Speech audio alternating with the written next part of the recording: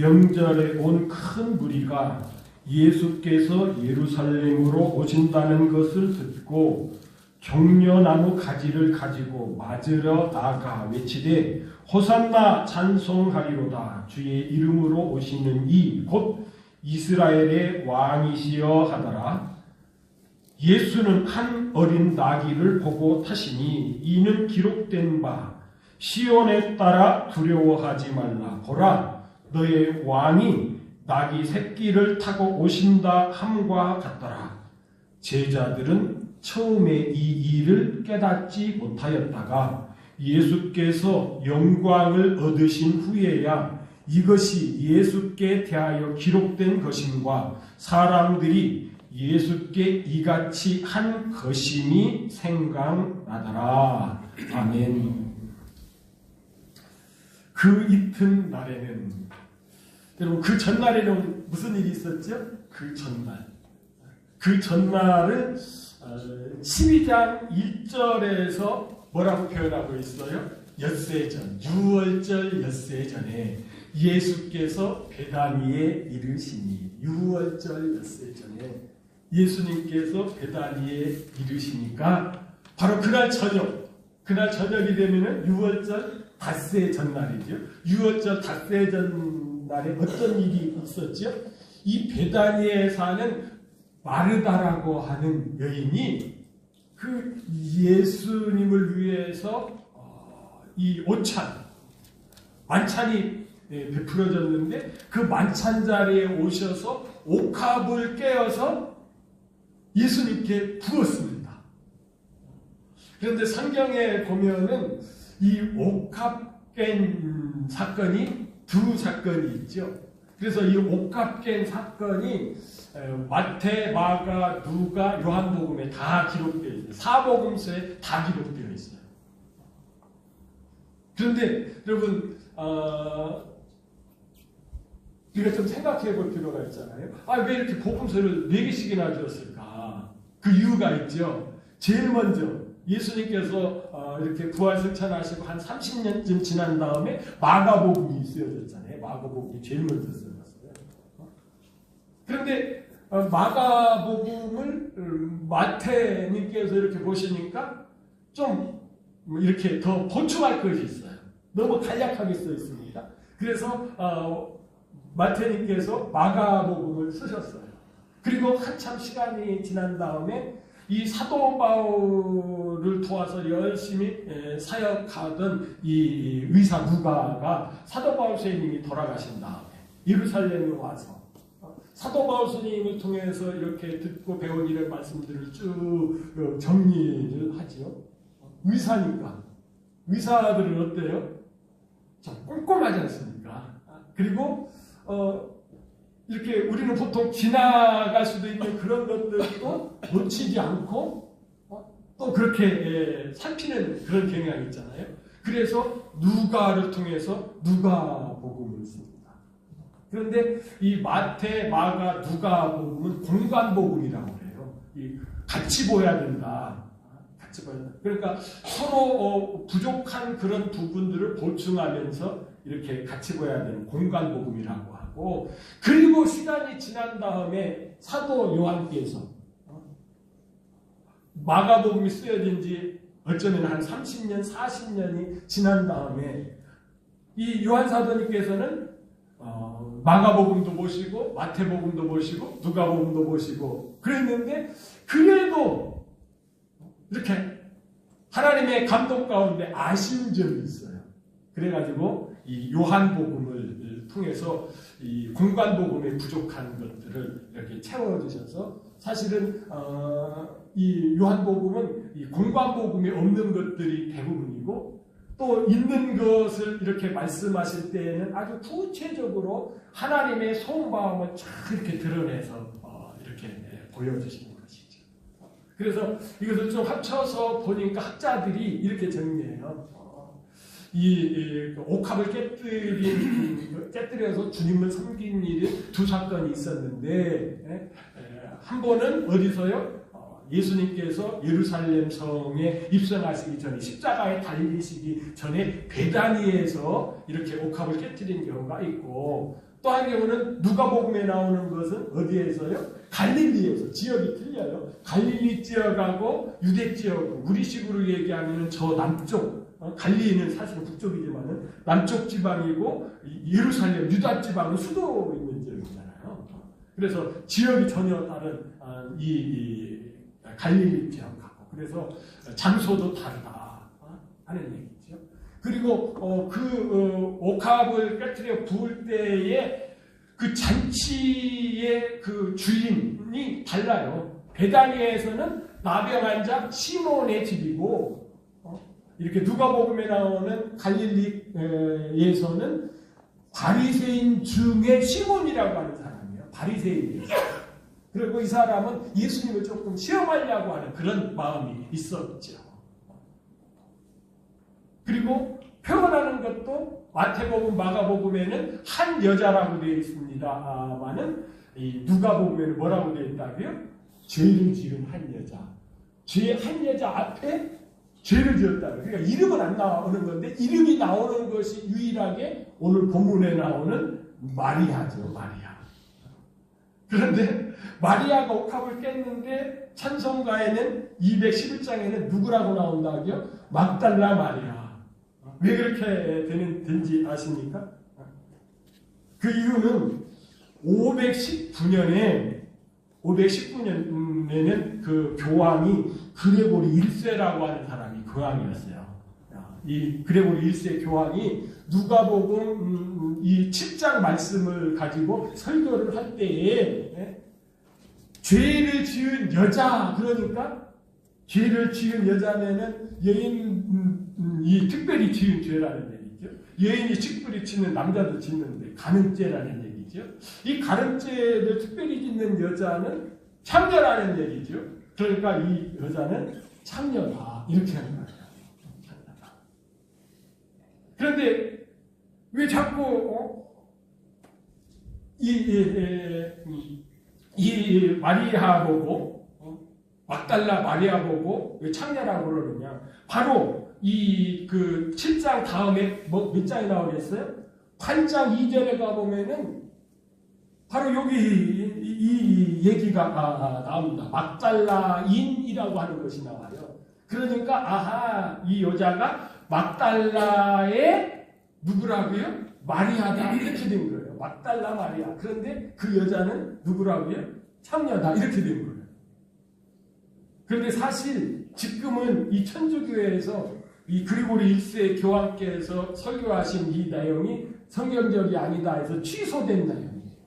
취소된 내용임에도 불구하고 개혁교회인 지금 저희들도 저도 어렸을 때도 그렇고 지금도 막 계속해서 이 막달라 마리아는 창녀다 막 이런 얘기가 막 수없이 나오는 것은 참 그래서 처음 이렇게 얘기하는 것이 굉장히 중요한 것 같아요.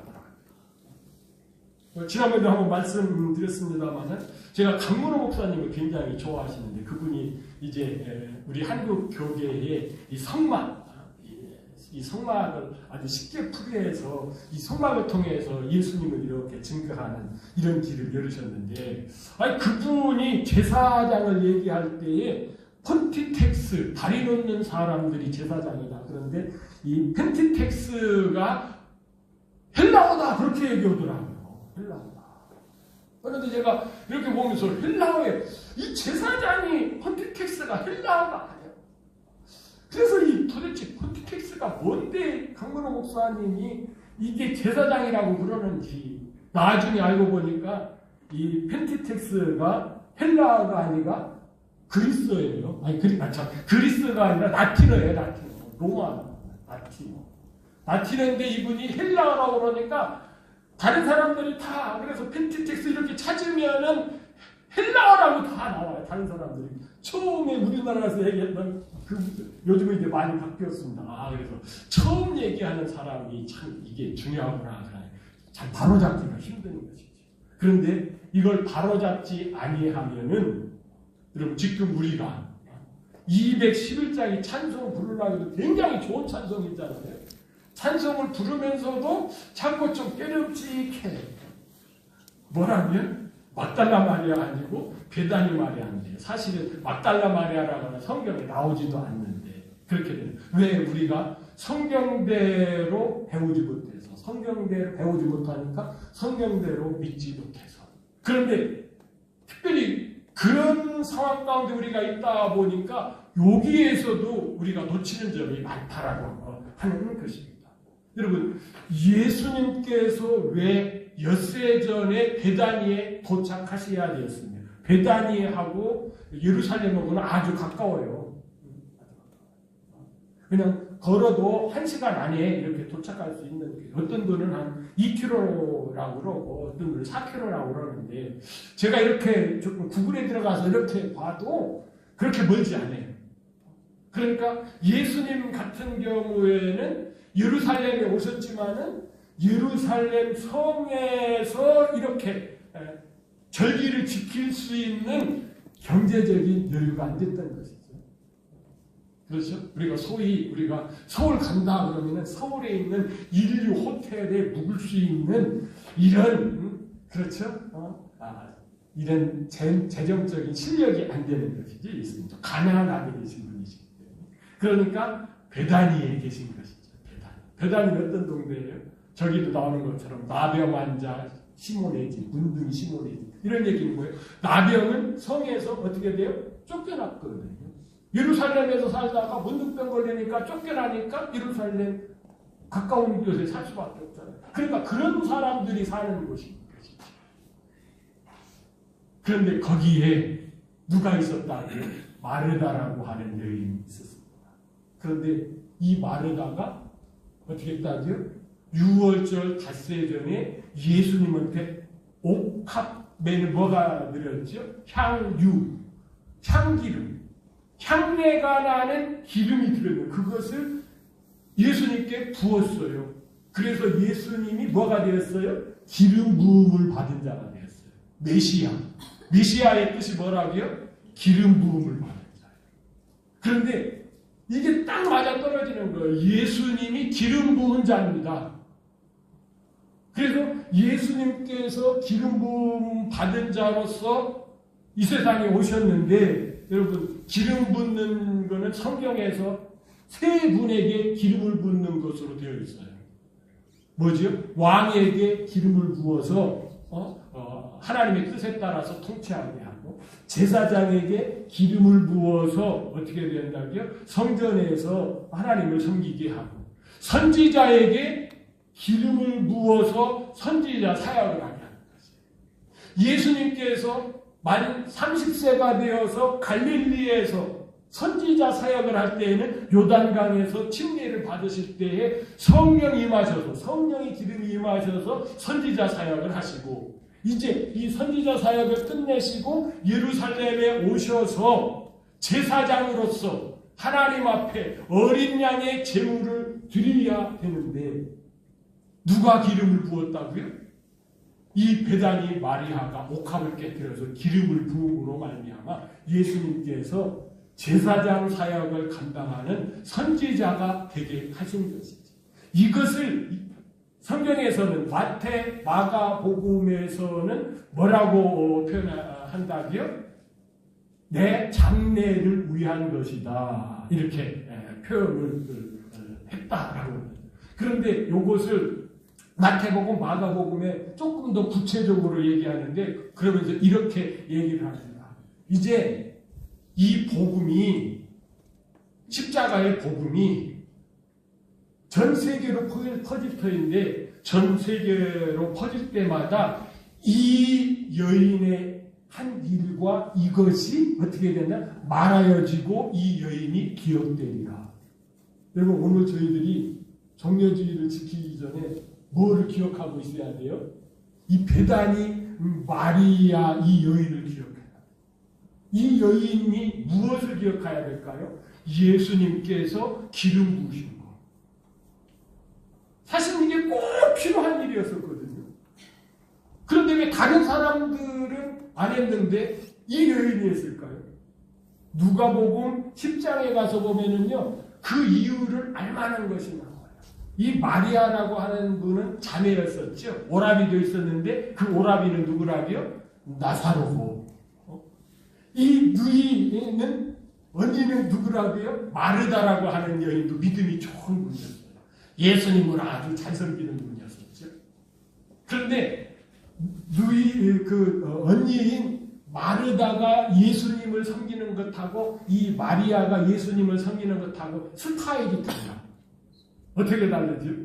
마르다는 예수님을 잘 대접해서 지금 저희들이 말씀하는 것처럼 예수님께서 베다니에 오시면은 음식을 잘 대접을 해서 이런 것으로 마르다는 예수님을 대접하는 분이시고 이 마리아는 어떤 분이에요? 예수님의 말씀에 경청하는 분이죠.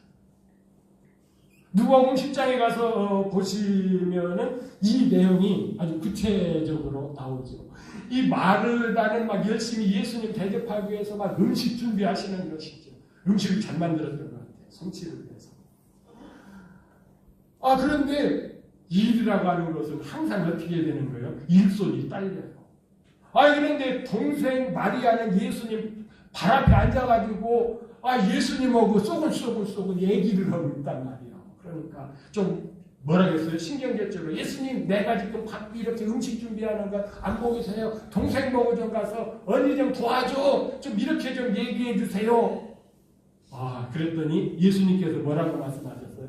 야, 네가 여러 가지 하느라고 마음이 분주하구나. 우리 성경에는 서너 가지로 되어 있는데 한 가지만으로도 족하니라. 그런데 이 마리아는 이것을 택하였다. 이렇게 말씀하시죠. 그러면은 여러분 마르다는 옥합을 못 깨뜨렸는데 마리아는 옥합을 깨뜨렸는데 그것은 딱 맞게 예수님한테 딱 필요한 기름 부을 때 그렇게 깨뜨렸던 이유는 무엇일까요?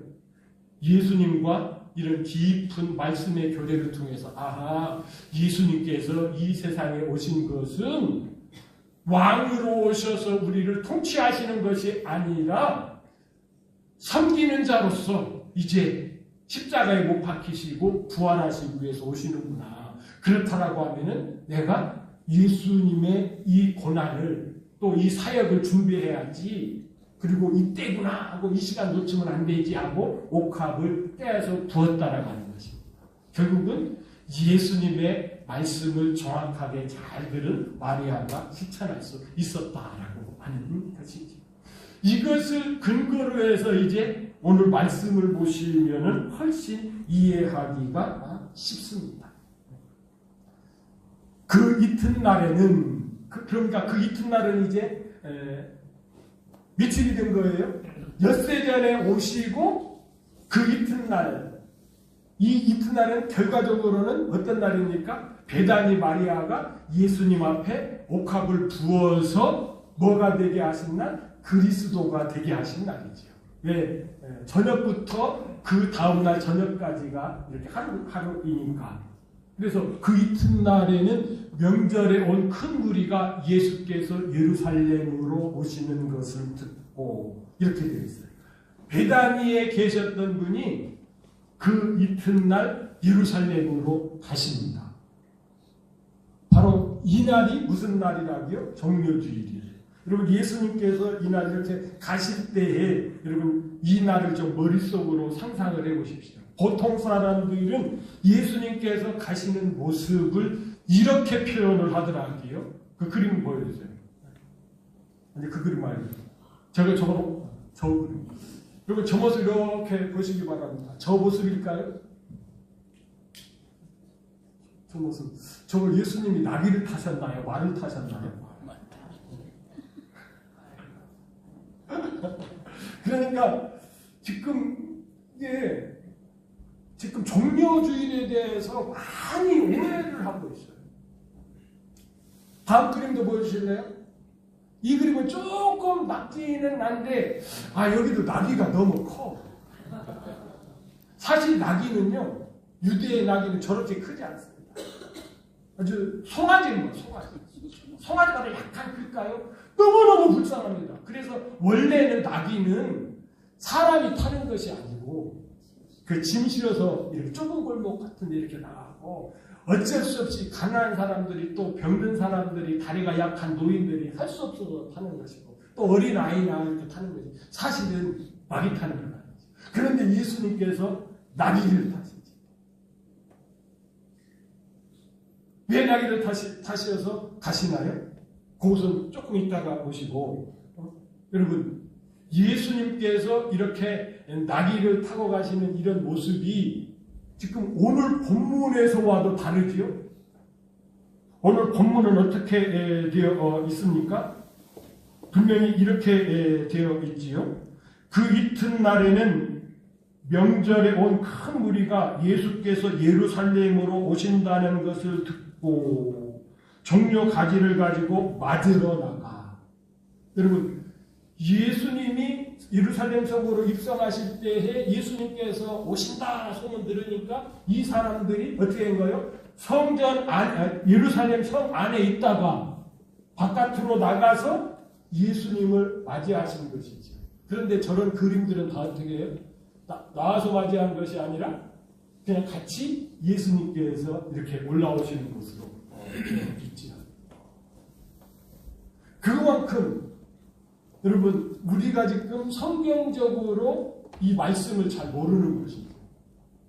사실 마태복음, 마가복음, 누가복음도 마찬가지였습니다. 그래서 요한 사도님께서 이 말씀을 이렇게 쓰시는 것이에요. 예수님께서 첫 번째 종료주의를 지킬 때 사실은 이런 모습이었어 라고 하면서 부족한 부분들을 바로 잡아주시는 거예요. 왜? 바로 잡아주셔야 진짜 우리가 종려가지를 들고 주님을 맞이할 수 있기 때문이라고 하는 것입니다.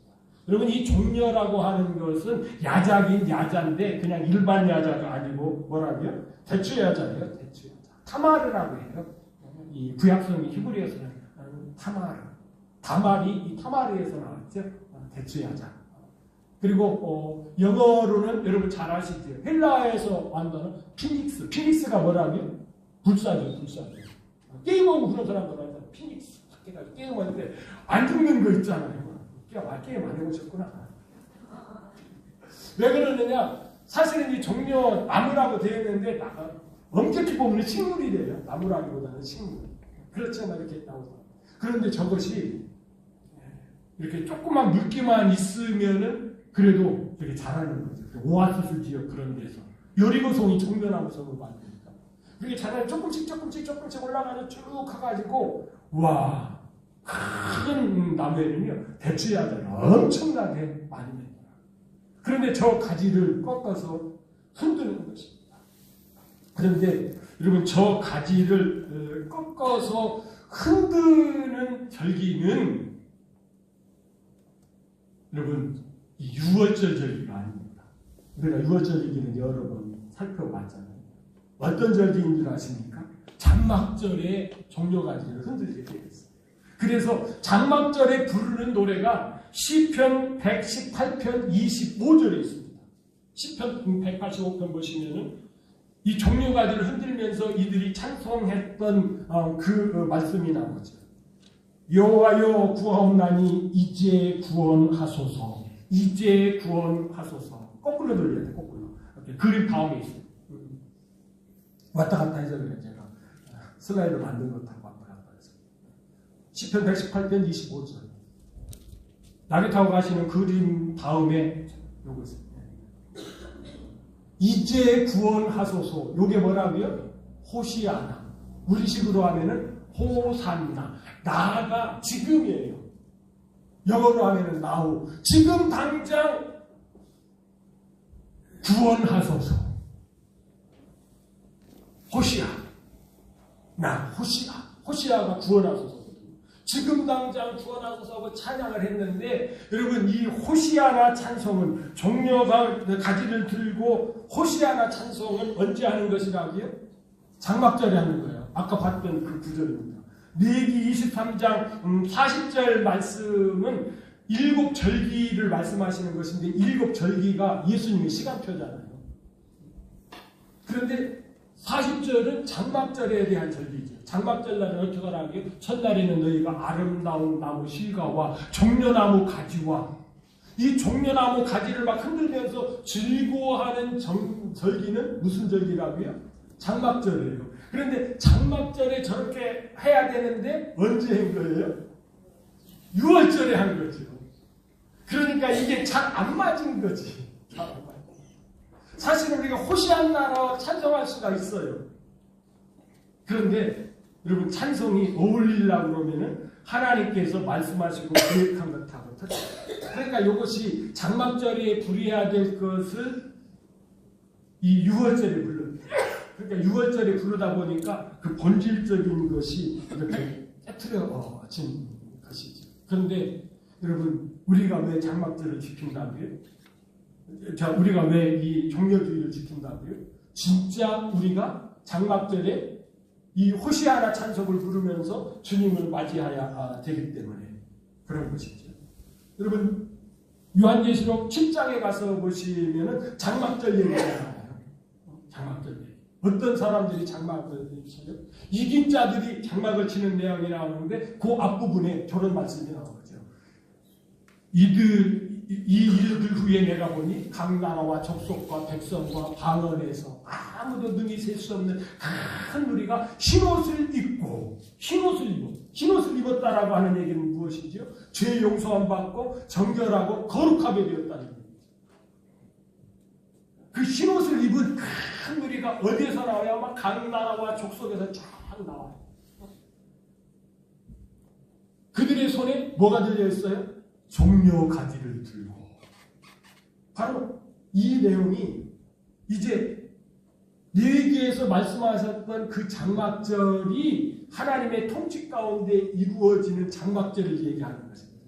이때 우리가 진짜 종려 가지를 들고 하나님을 찬송하는 것이죠. 이때 말이지 우리가 공중으로 올라가서 예수님께서는 공중으로 오실 때 그때 우리가 이 종려가지를 흔들면서 찬송하기 위해서 사실은 이 종려주의를 지키는 것입니다.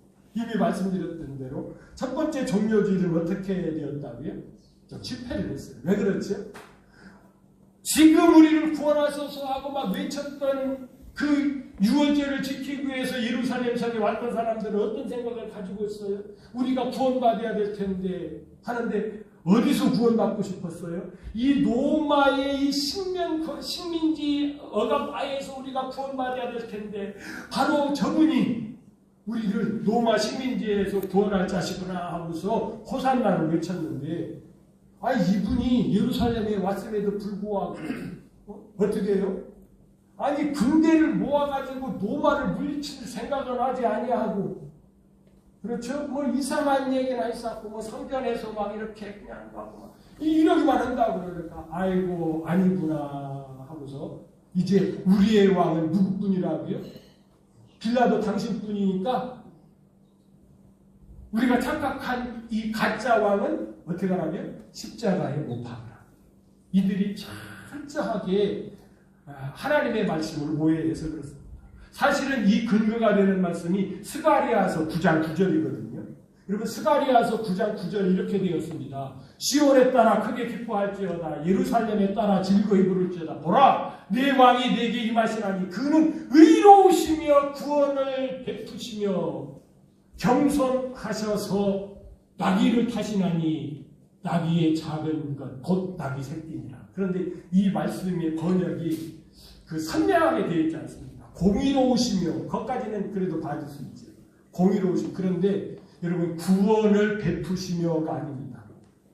이것은 구원을 베푸시며라고 하는 것은 이 노샤라고 하는 단어는 이 수동분사인데 수동동사인데 능동동사로 오해해서 이렇게 번역한 거예요. 능동동사라고 하면은 야사를 써야 됩니다.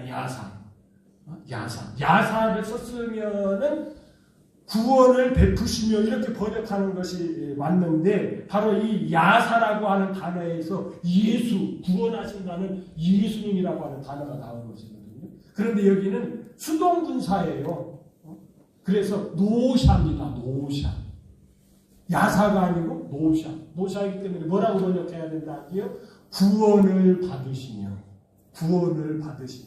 겸손하셔서가 아니고 겸손하셔야 한다라고 하는 단어는 정확하게 얘기하면은 아나우입니다. 아나우. 그런데 이 단어는 뭐라고요? 아니이다. 아니는 가난하시다, 비천하시다 이런 뜻이에요. 여러분 고린도서 8장 9절에 가서 보시면 예수님이 어떻게 되셨다고요? 가난하게 되셔서 우리를 부욕케 하신다는 말씀이죠. 예수님이 이 육신을 입고 오셨을 때는 하늘 보다 모든 권세를 내려놓고 하기 때문에 가난해지셨어요. 그래서 뭐를 탄다고요? 말을 타는 것이 아니라 나귀를 타시는 것이죠. 그렇기 때문에 이때는 예수님께서 왕으로 오시긴 오셨으나 어떤 왕이시요? 통치하시는 왕이 아니시고 섬기시는 왕이시죠. 그래서 마태복음 20장 28절에 보시면 뭐라고 되어 있습니까? 인자가 온 것은 섬김을 받으려 함이 아니라 도리어 섬기려 하고 자기 목숨을 많은 사람의 대속물로 주려 함이니라. 이렇게 말씀하셨습니다. 예수님은 그래서 나귀를 타신 것이에요. 섬기시는 것. 그런데 어떻게 섬기십니까? 자기의 그 육신을 피를 흘려서 우리를 섬기심으로 말미암아 죄에서 우리를 구원하시는 것으로 오시는 것이죠.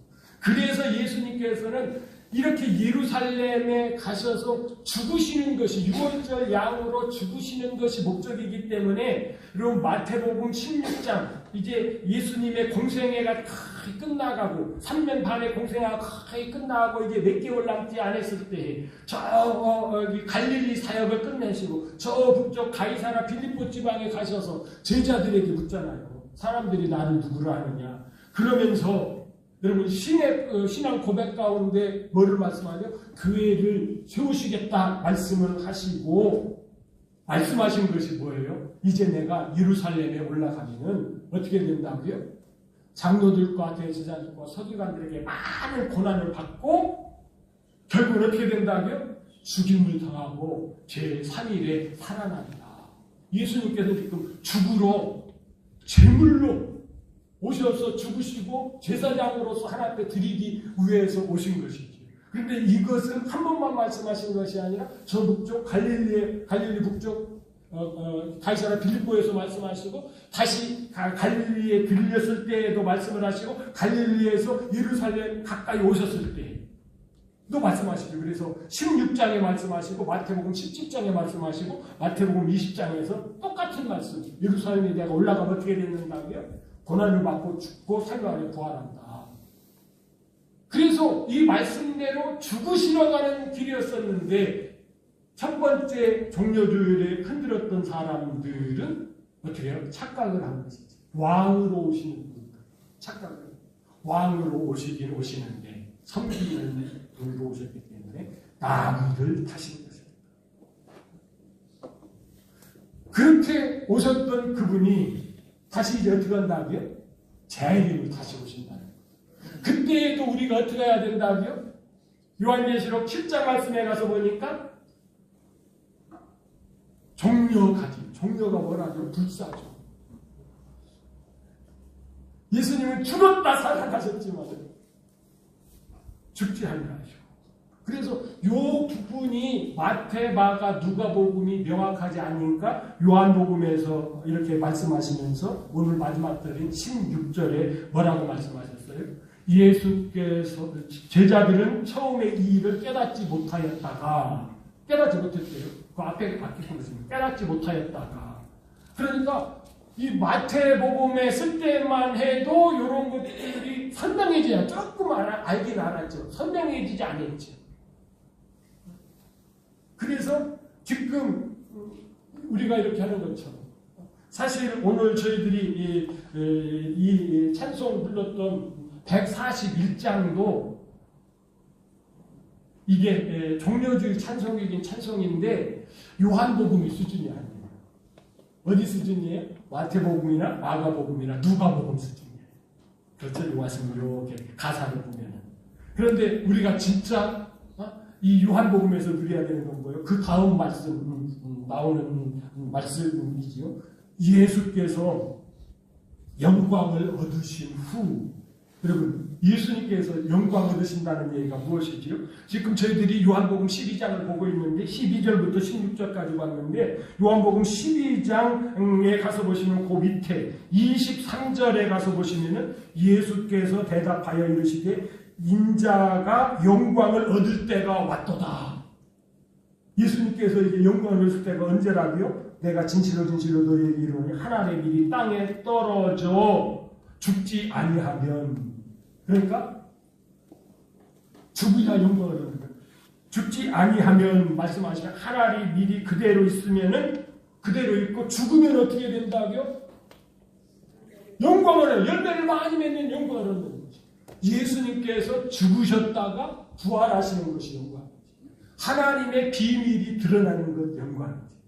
이 영광. 그래서 여러분 우리가 진짜로 이 영광, 하나님의 계획이 드러나는 것, 하나님의 비밀이 드러나는 것.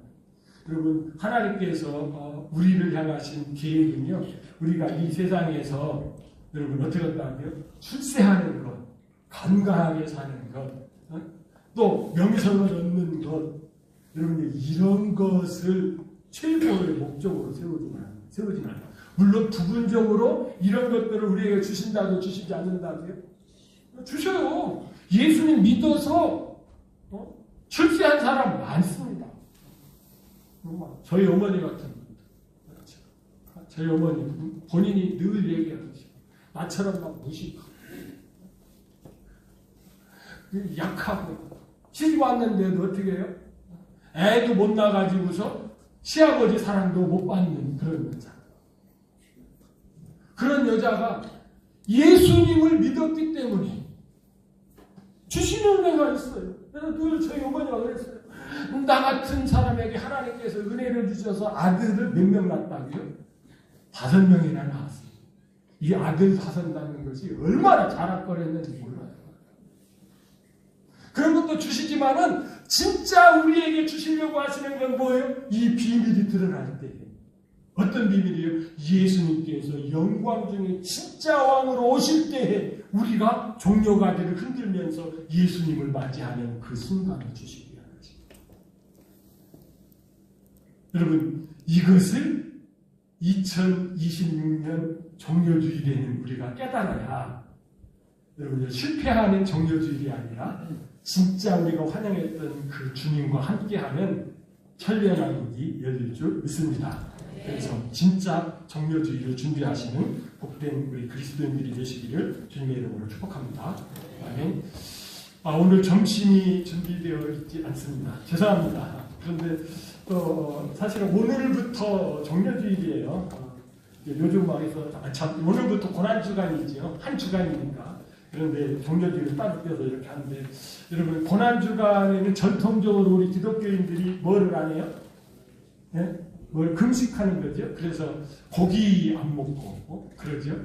그런데 또 하루 종일 굶을 수는, 그러니까 이렇게 점심 식사 이렇게 건너고 그런 것이 전통입니다만은 뭐 그런 면에서 오늘 점심 준비 안 된 것도 또 괜찮은 줄 압니다. 그래서 여러분 이해를 하시죠? 자, 우리 620장 찬송.